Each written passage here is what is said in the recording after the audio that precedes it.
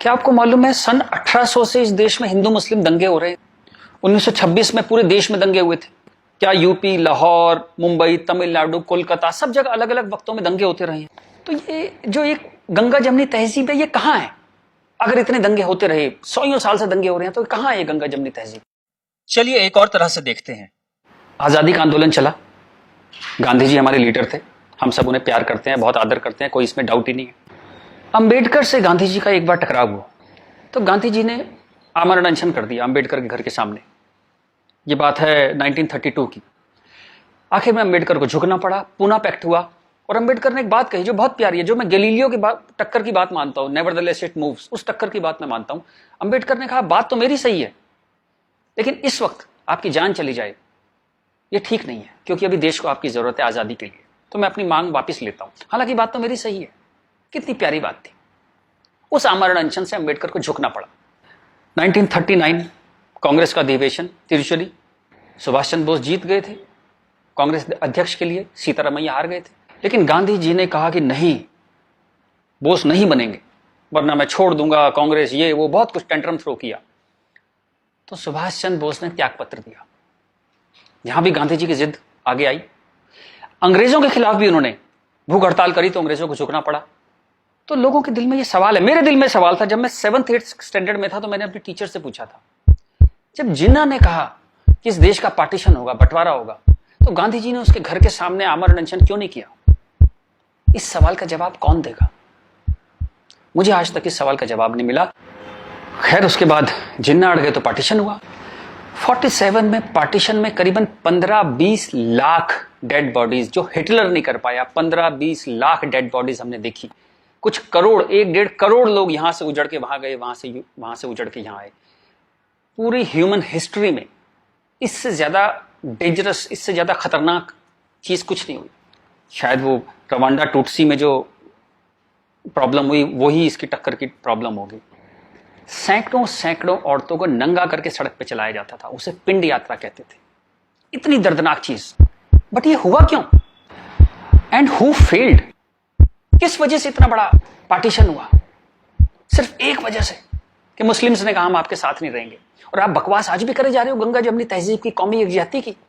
20 लाख लाशें गिर गई, आप अभी भी सच का सामना नहीं करोगे? उसके बाद जो पार्टीशन से लोग आए, यहां बहुत सारे शहरों में रहे और अगले 20, 25, 30 साल बड़ी गरीबी में रहे। ना उनके पास पैसे थे, ना कैंप बोल दिया जाता था, वहां कैंप में रहते थे। बहुत तकलीफों से उन्होंने 20-30 साल बिताए। अब तो वो लोग नहीं है, गुजर गए, लेकिन उनकी वो दर्द की, वो जो रोंगटे खड़े कर देने वाली उनकी कहानियां थी, वो कहानियां जिंदा है। वो लोग जिंदा नहीं है, पर वो कहानियां जिंदा है। और याद रखिएगा, कहानियां अपने हीरो से, अपने कैरेक्टर से ज्यादा उम्र रखती हैं। जीसस चले गए, कहानियां हैं। राम चले गए, कृष्ण चले गए, उनकी कहानियां चलती हैं हजारों सालों से। तो वो लोग चले गए, पर वो कहानियां इस देश के सबकॉन्शियस में चली गई हैं। कलेक्टिव सबकॉन्शियस में वो कहानियां हैं। इसलिए जो आप हेट्रेड देखते हैं हिंदू मुस्लिम की, वो बड़ी एब्स्ट्रैक्ट सी हेट्रेड है। उसकी कोई शेप नहीं है, आप मालूम भी नहीं पड़ता किस वजह से या किस चीज के लिए, पर वो है। फिर आजादी हो गई, सरकार बन गई, कॉन्स्टिट्यूशन आ गया। उसके बाद फिर अजीब अजीब सी चीजें होने लगी इस देश में। शरिया की बातें होने लगी। 4 शादियां कर सकते हैं, हां कर सकते हैं।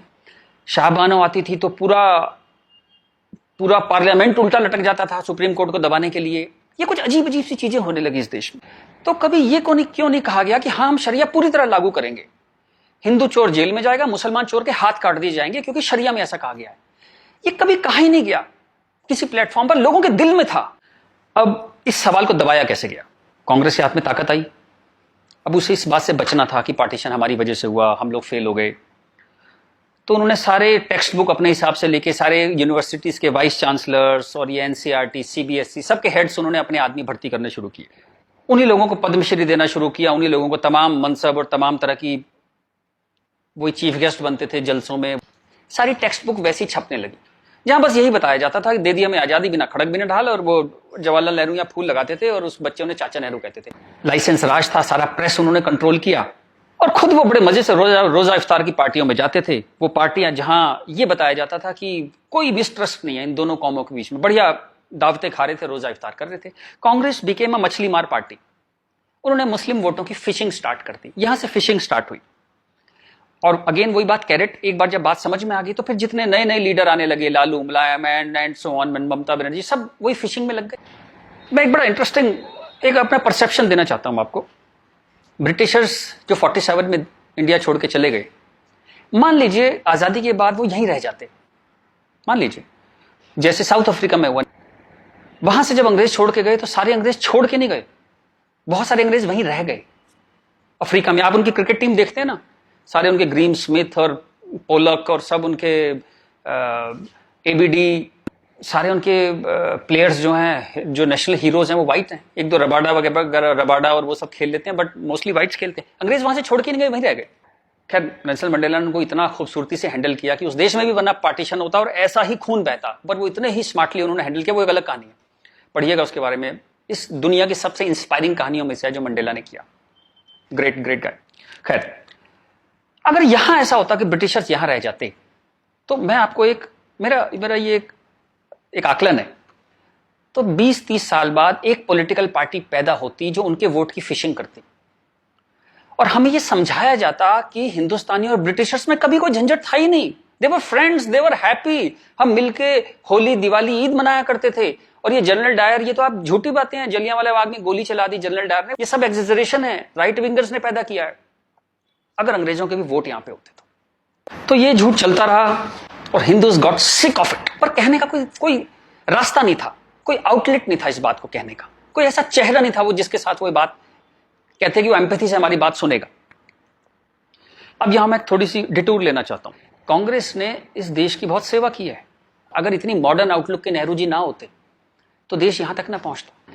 उतनी भयंकर गरीबी में जब दंगे भी थे, वॉर भी थे, नेहरू जी ने इसरो के बारे में सोचा, एटॉमिक पावर के बारे में सोचा, आईआईटीज के बारे में सोचा। Great guy. जो उनकी अच्छाइयां वो अच्छाइयां हैं, बट इसी के साथ जो गलतियां भी उन्होंने बहुत बड़ी करी। एक इतनी बड़ी चीज को, एलिफेंट इन द रूम जिसको बोलते हैं, डायनासोर आपके सामने खड़ा था, आप उसे एड्रेस, उसका सॉल्यूशन नहीं निकाल पाए। कम से कम हाँ तो कहते डायनासोर खड़ा है। और झूठ ऐसे ऐसे चलाए, जैसे कश्मीर के बारे में झूठ चलाया। 370 का तो कुछ हो नहीं सकता भाई। महाराजा हरि सिंह ने यही शर्त पे विलय किया था कश्मीर का, क्योंकि 370 उन्होंने तब किया, तो कुछ हो ही नहीं सकता इसका। अब पता लगा ये झूठ है, महाराजा हरि सिंह ने ऐसा कुछ साइन ही नहीं किया था। ये तो दलाल टाइप के लोगों ने 1.5 साल बाद, 1.25 साल बाद लाए 370, और अंबेडकर ने साफ साफ मना किया कि नहीं है ये 370, नहीं लगाऊंगा, इतनी खराब है ये। फिर भी लगा दिया आपने, जबरदस्ती ठोक दिया आपने।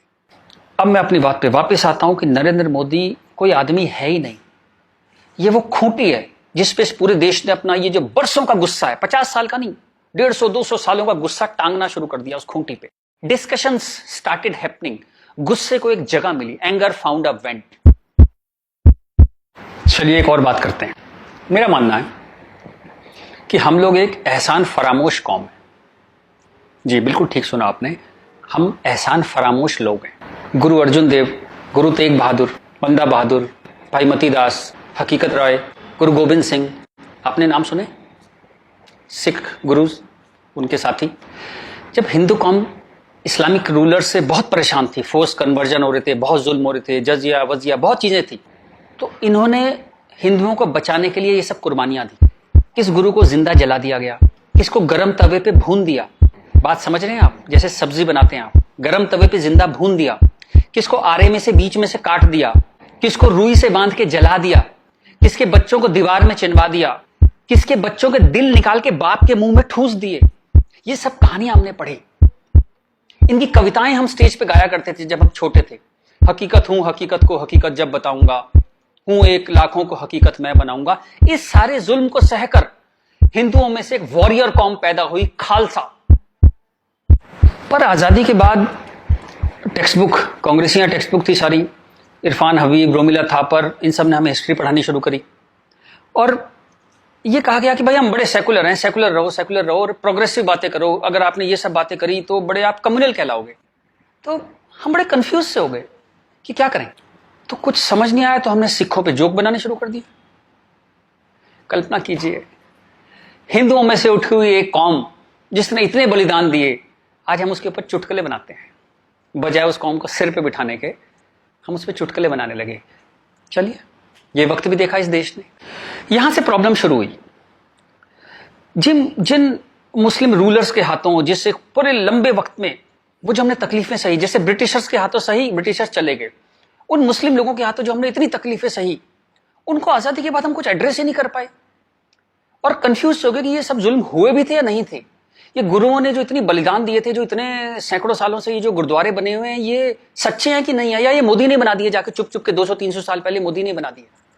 अंदर ही अंदर एक कैंसर है, इस गुस्से का एक कैंसर है जो इस देश को खाए जा रहा था कई सौ साल से। वो कैंसर पार्टीशन में दिखाई दिया, आपके दो हाथ काटने पड़े, एक भारत एक पाकिस्तान बन गया, एक बांग्लादेश बन गया, दो हाथ कट गए आपके अंदर इतना बड़ा कैंसर था। लेकिन आप क्या करते हैं, आप लिपस्टिक लगाते हैं, पाउडर लिपस्टिक लगा के आप कहते हैं भाई everything is well, all is well. चलिए इस प्रॉब्लम को एक और तरह से देखते हैं। तो ये भारत पाकिस्तान बांग्लादेश तीनों को मिला दें तो करीबन 50 करोड़ मुस्लिम लोग हैं यहाँ पे रहते हैं। ये कहां से आए? इतने मुस्लिम तो अरब में भी नहीं है, मिडिल ईस्ट में इतने मुस्लिम नहीं है। इस देश में पारसी भी आए, बुद्ध हैं, राजपूत हैं, सिख हैं, बहुत कौम है, ये क्यों नहीं हो गए 50 करोड़? इस क्वेश्चन का क्या आंसर है? फिर एक दलाल टाइप के जो लोग हैं उन्होंने एक नया नैरेटिव स्टार्ट किया। ये पिछले 25-30 साल से ज्यादा जोर पकड़ा इस नैरेटिव ने, 20-25 साल से, कि ये प्यार से कन्वर्ट हो गए, ये हिंदू ही थे, प्यार से कन्वर्ट हो गए। वेरी गुड, वाह। ये कहा गया सूफी संत आते थे, दरवेश फकीर वकीर आते थे, उन लोग प्यार से कन्वर्ट हो गए। मैं आपको एक एग्जांपल देता हूं। जैसे हमारा एक बहुत बड़ा देश था, ऐसे एक बहुत बड़ा देश था पर्शिया, वहां पारसी रहते थे और वो कलाओं में, ट्रेड में, एजुकेशन में बहुत ऊपर देश था, उसकी वो पूरी सिविलाइजेशन बहुत हाई पे थी। ये मिडिल एजेस की बात है, मुस्लिम्स का अटैक हुआ, करीबन 25-30 साल में एक भी पारसी जिंदा नहीं बचा, सारे देश छोड़ के भाग गए, मर गए, लूट हत्या बलात्कार, और 25-30 साल में एक नया इस्लामिक मुल्क बन गया बाद में, जिस मुल्क का नाम पड़ा ईरान। सारे पर्शियंस कहां गए? कुछ भाग के तो हिंदुस्तान भी आ गए थे। वो प्यार से कन्वर्ट हो गए।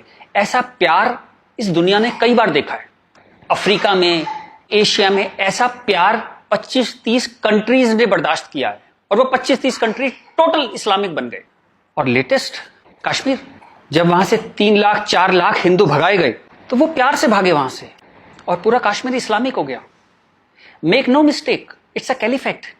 जो बगदादी करता है खलीफा जो अपना साम्राज्य बनाता है जहां सिर्फ मुस्लिम होते हैं और अगर गैर मुस्लिम है तो उन्हें डिम्मी बन के रहना पड़ेगा, खत्म होकर रहना पड़ेगा, वो कैलिफेट है इस्लाम की। इस वक्त कश्मीर में, हिंदुस्तान में कैलिफेट है। 1921 में मालाबार में दंगा हुआ था, वहां भी कैलिफेट बनाने की कोशिश की गई थी। कुछ 50,000 या 1 लाख हिंदुओं को बाहर निकाल दिया था वहां से, फोर्स्ड कन्वर्जन किया था, तो तब नहीं बना पाए। लेकिन आज कश्मीर में कैलिफेट है, ध्यान रखिएगा। ये आपकी गुलदस्ता और कश्मीरियत, जमहूरियत, इंसानियत सबके बीच में एक कैलिफेट बन गई। लेकिन आप कहते हैं कुछ हुआ ही नहीं है। और जब ये 3-4 लाख हिंदू वहां से भगाए गए 1 महीने के अंदर, तब कॉन्स्टिट्यूशन सो रहा था, इंटेलेक्चुअल सेमिनार कर रहे थे, गंगा जमनी तहजीब पे सेमिनार कर रहे थे और इस तरह की तमाम रोजा इफ्तार की दावतें चल रही थी। Happy, everybody was happy. और जो पूरी तरह इस्लामिक नहीं बना, उसके टुकड़े हुए, जैसे हिंदुस्तान के टुकड़े हुए, सूडान के टुकड़े हुए, और आपकी और हमारी जिंदगी में, हमारे लाइफ टाइम में स्वीडन के टुकड़े होंगे। आज से 15-20 साल के अंदर स्वीडन टूट जाएगा। ये एक प्रोसेस है जो पूरी दुनिया में चल रहा है। आप या तो बहुत भोले हैं, देखते ही नहीं, या आप इतने मूर्ख हैं कि दुनिया में क्या हो रहा है आपने कभी देखा ही नहीं, या आप झूठे हैं, या आप दलाल हैं। अगर आप इस पूरे प्रोसेस को मना करते हैं कि नहीं ऐसा कुछ नहीं था, यहां तो बड़ी गंगा जमनी तहजीब थी, आप इन सब में से एक है, या हो सकता है सब कुछ हो। चलिए मैं आपके साथ एक एक्सरसाइज करता हूं। आपके एक दादा होंगे, एक दादा परिवार है, दादा, चाचा, ताऊ, बुआ, फूफा, उधर के उनके बच्चे, सब एक पूरी फैमिली ट्री वो है। एक नाना की तरफ से है, तो एक आदमी करीबन ऐसे 10-15 परिवार उसके आसपास होते हैं। इसके बाद आप कॉलेज, आपका कॉलेज, स्कूल कॉलेज, जहां 50-100 स्टूडेंट हैं, जिसमें कुछ दोस्त हैं जो आपके साथ ट्रेवल करते हैं जिंदगी भर। फिर आपका मोहल्ला, आपकी कॉलोनी, वहां भी आप 10-20 परिवारों को जानते हैं।